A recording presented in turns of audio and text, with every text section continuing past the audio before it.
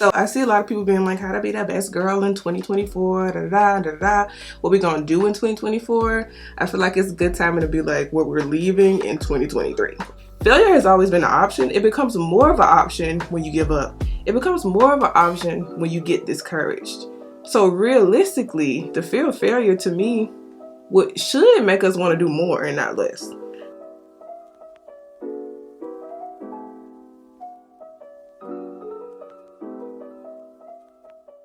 And calling all the people pleasers to the front. This video is especially for you. Today we're going to talk about 5 to 6, I haven't decided, things that I plan to leave in 2023. I spent the large majority of 2023 becoming more self-aware, self-development, and just getting my life together, because my life fell apart at the end of 2022. And it was just a really bad start going into 2023. So I basically took like a whole year off and focused on myself. And there's a couple of things that I know for sure that I'm trying to leave in 2023 because it ain't doing nothing but holding me back.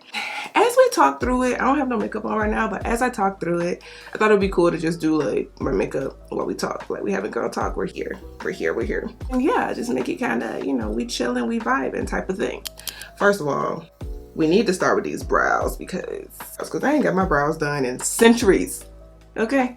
So like I said, I spent most of 2023 trying to like get my life together. Part of that was unlearning certain habits and behaviors, as well as to stop people pleasing. Like I knew I was a people pleaser, but to this extent it's crazy. When I really became more self-aware, I really realized how much of my life I was living for other people and not for myself, and thus why my mental health was in shambles.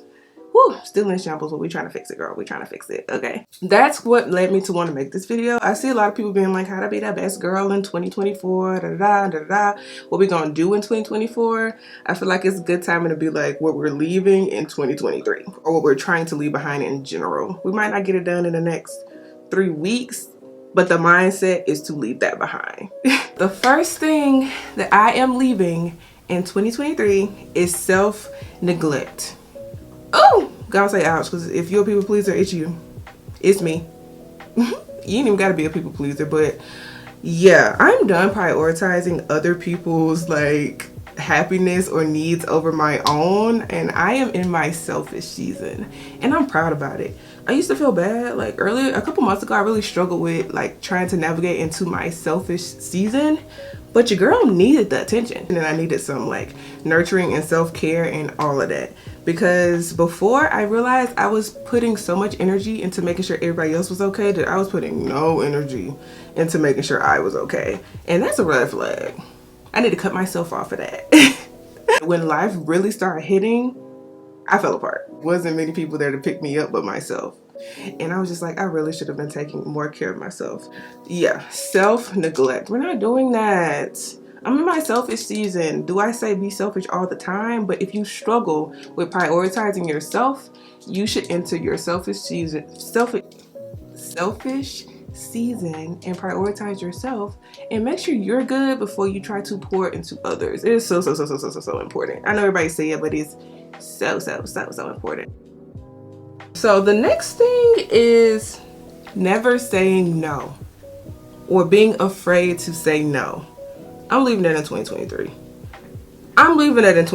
That's a good piggyback off of the self-neglect, because I used to be so afraid to say no because I was so worried about people's feelings and how they would react, how they would think of me, or what opinion they would form of me if I said no, which put me in a lot of situations that I really didn't want to be in the first place, or at a lot of functions, or just not saying no. Actually very, very dangerous when you think about how you could put yourself in such dangerous situations because you don't want to say no. So I don't think it's a good way to show up for yourself at all. Like, not being able to say no, do not recommend. It's a red flag. I'm a red flag. Ouch. Although sometimes it still makes me anxious, I haven't 100% got past this. I am more confident saying no, and I've turned down a lot of stuff this year because I simply did not want to. I missed phone calls because I simply did not have the energy. Saying no is a good way to protect your energy, protect everything, and just make sure you're okay. Sometimes you literally just do not have it in you to say yes or to do a thing that someone is requesting of you, and that's okay. The real red flag is people who can't accept your boundaries and your opinion or how you feel about something, and they keep pushing and keep pushing and keep pushing when you say no. No, I started saying no a lot. Okay, because I begin no, so why can't I give that back when I feel like I'm just not in the space? It just makes sense for me to have that ability to do that, and you have the ability to do that too. So don't overthink it. If you're not feeling it, if your mental is not good, if you don't have the money, whatever it is, it's okay to say no. Deep breath. That gave me anxiety thinking about it. Do people still use the LA Girl Pro Conceal? It's been a minute. Seem a little dry, baby. I need some new makeup. Number 3, resentment. Ooh, I'm gonna break eye contact on that one. Resentment comes in a lot of forms and for a lot of reasons, but the ones I'm talking about is related to like my relationships and synergy between like the relationships, friendships, whatever it may be. So that's why I put resentment / unhealthy relationships, because girl, people pleasers can definitely relate. However, I feel like everyone can relate to having resentment in some form or fashion for some reason, right? I realized I poured so much into people, and although it was genuine and I really cared about them, I felt like I would get that energy reciprocated back to me, and that wasn't always the case. Like, I wasn't necessarily doing it for someone to do it back, but it's just one of those things, like, if I have your back, like, you got my back, right? Or if I'm like pouring into you and checking on you and worried about your well-being, you'll be worried about my well-being, right? No, the answer is no. Like, synergistic relationships you can find them, but I don't feel like they're as common as we think. Like, you really have to get a feel for somebody to see if they're going to match your energy. And that's where the resentment comes in at, right? Questions I would have, like, why doesn't anyone value me the way I value them? Why am I never considered or always an afterthought when I put people in the forefront of my life, right? Things like that. Like, why am I making those sacrifices when they would never make those sacrifices for me? And then the resentment forms, because it's just like, why are you taking advantage of me, right? I mean, essentially that's how I felt in certain relationships. And I start to feel the resentment, like, hello, like, do you not value me? Like, I'm trying to be the best friend I can. Am I doing something wrong? And it becomes like a spiral, like, real quick. And I put all this orange stuff on my face. Y'all, do I remember how to do the makeup? But when I dealt with that breakup, it also was tied to like financial issues, because we shared a lot and a lot of it fell on me. I really realized the people that I could count on, less than the amount of fingers on a hand. Like, I could count them on one hand. Versus the people that always was like, we're besties, we're close, da da da da. The people that actually showed up was few and far between. When I was actually down and out. Like, when I stopped reaching out, I wouldn't hear from them. And when you're going through stuff, you don't be having the energy to really reach out. And I feel like that was a big reality check for me, as like the place I am in people's lives.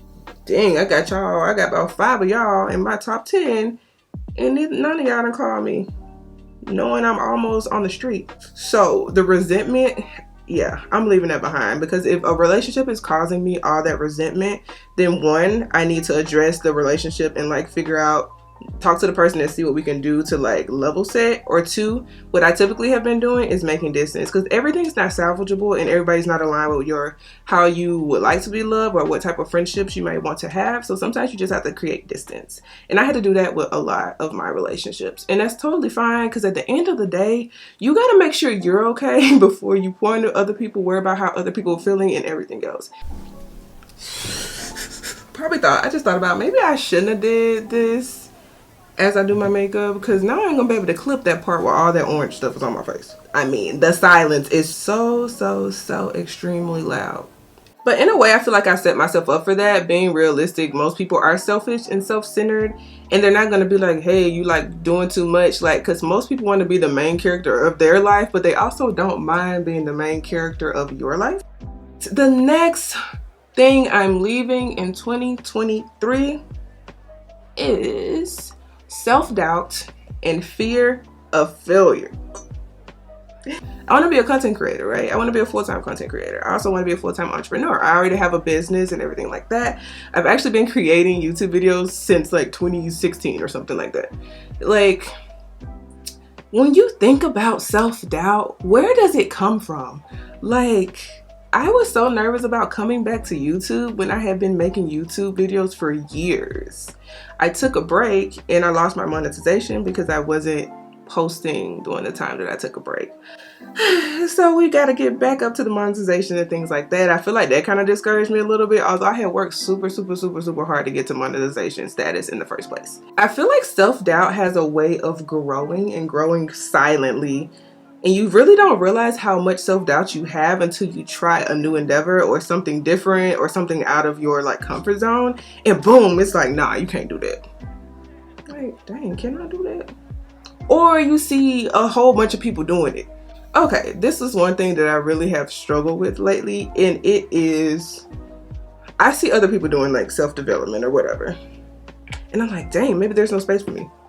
There's space at the table. The problem with social media and all of this stuff in general is what we like, we consume, and we consume a lot of it. So like with our profiles and all that other stuff, with our social media and our algorithm, FYP, all of that, it's tailored to the things you like. So for me, if I like godly Christian content or whatever it may be, my social media is going to show me that. It's curated based off of what I like. That doesn't mean, I know what I see is this everywhere, but that doesn't mean that everybody's doing it. It's a mind thing. That might be also a way or a sign that you may need to take like some time away from social media. But I really realized, I was like, dang, everybody doing it. Like, I can't do this, Girl, get out your head. Get out your head. Today. Something I did recently was I decided to audit my YouTube audit. You know how you go through and you get rid of stuff that you like, no, this ain't giving, honey. And also to get rid of the stuff that any content that had my ex in it, because no, that's not staying on the page. And I was watching some of my old videos and I just was like, oh my God, the quality looked good. I was confident, like I was doing the thing. Like, what am I worried about? Like, why am I all of a sudden acting like I can't do this? When I've been doing this way before it became like super trendy or like all of these aesthetics were here and stuff like that. Why am I doing this to myself? The self-doubt creeped in, right? The fear of failure creeped in. Failure has always been an option. It becomes more of an option when you give up. It becomes more of an option when you get discouraged. So realistically, the fear of failure to me should make us want to do more and not less. But it don't usually work like that.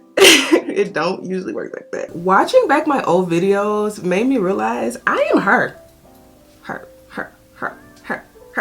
I'm her. And regardless of what subject I speak on or whatever I may like pivot into doing, I'm still her. I can still do this. Content creation is content creation. And it's really just self-doubt. It's self-doubt. We're going to try to leave as much self-doubt as possible in 2023. Completely getting rid of it, I don't know if it's possible, but because everybody has their days. Like, everybody has those days. Like, it's going to happen. Let's be real. Let's keep it 100. Let's keep it a buck. But we're going to try to leave as much of that as possible in 2023 because she don't have a place here. Self-doubt is a hater. She's not invited. Diminishing my light. This can pertain to many aspects of life, right? I found myself diminishing my light in like friend groups, especially creator friend groups, because it gets weird with the competition and like sometimes let's say you get an opportunity that they don't get. Everybody say have creative friends, but it do get kind of weird sometimes. So I found myself diminishing my light because I don't like confrontation. I can feel when people's energy start being weird. And we're going to talk a little bit about that in the last point. But I found myself doing that in many aspects. I really noticed myself doing that with partners because I don't want my partner to feel insecure. If I'm like, for example, making more money or doing something great and I'll downplay it, I'll just make myself small so somebody else doesn't feel small just because of ego or pride or whatever it may be. I'm not doing that no more. So if me just literally existing, doing what I need to do is making you uncomfortable, that's a you problem. We're in our selfish season. You're in your selfish season. Because you simply existing, going after your dreams and doing what you're supposed to do shouldn't make anybody feel any type of way. If they're feeling any type of way, they're jealous, or they're just sending the energy in the wrong person. I even call myself diminishing my life from a spiritual perspective, because there's times where I just feel like I need to do things, but I won't. Like, I feel like God will be like calling me to do things and I won't do it. Because of the room, because of people's feelings, because I'm scared. Sometimes I've diminished my own light because I'm nervous and I'm scared. If you can relate, I challenge you to really think on those things like that you're really worried about, and the people whose opinions you're really worried about, and if you should really be connected to them. Last thing I'm leaving in 2023 is not following my intuition. I can't sit here and lie. Like, when some bad things happen, I had intuition about it. I knew. But I was in denial. Like, something about people pleasing and just wanting to be loved, I felt like I could fix it. Like, oh, that energy kind of weird, but I could fix it. Maybe I should just like check on them more, like hang out with them more. Or his energy towards me is weird. Maybe it's because I'm not doing this. Or maybe I can do this, I can do that. Sometimes it's just not about what you can do. The energy is not going to change. Everybody got their demons and stuff that they deal with, and everybody don't deserve to go with you. Everybody can't handle going with you. Everybody don't have the same work ethic to go with you, and it goes back to the conversation of synergy and synergistic relationships. Because not following your intuition and the bad energy has gotten people unalived, has gotten people set up. Like, it's very, very serious, because people that you think are close to you that actually don't like you can cause a lot of damage because you let them in your circle. I know people say keep your enemies closer, but it ain't always the best idea depending on the enemy. Okay, it's not always the best idea. Personally, I like to keep my energy and area clear. So if it's weird energy, I'm just gonna create my space. We can talk about it or not, but if it's too heavy, I'm just like, that person deep down really hate me for some reason. Not keeping that in check and having people with negative energy connected to you could really ruin your life. I had several situations that was part of what happened to me at the end of last year that involved the people I was connected to and their energy. I feel like as I've separated myself from some people, my depression has gotten better.